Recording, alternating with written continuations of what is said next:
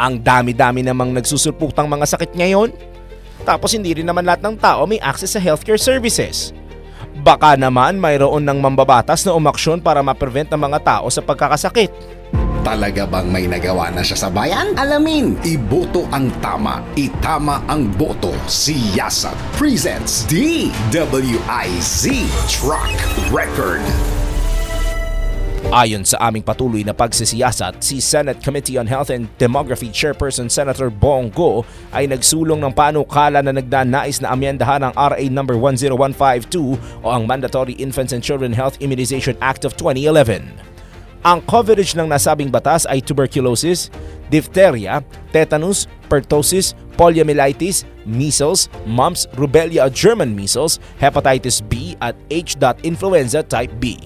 Pero sa inihaing panukala ng senador na SB No. 398, nais niyang mapabilang sa coverage ng Basic Immunization Program ang rotavirus, Japanese encephalitis, pneumococcal conjugate vaccine o PCV, human papillomavirus o HPV at iba pang mga sakit.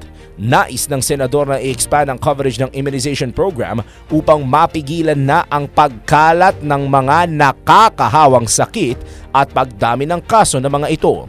Hinikayat niya rin ang mga magulang na huwag matakot na pabakunahan ang kanilang mga anak dahil bukod sa libre ito, ligtas din ito at isa sa mga pangunahing hakbang para mabigyan ng proteksyon ang mga bata habang lumalaki. Bukod pa riyan, inatasan din ni Senator Bongo ang DOH na mas palakasin pa ang kampanya para sa nasabing program para hikayatin ang mga tao. At yan ang track record ni Mr. Malasakit para sa Siyasat Presents DWIZ Track Record. Ako si Daryl Justin, nagbabalita ng tama, naglilingkod ng tama.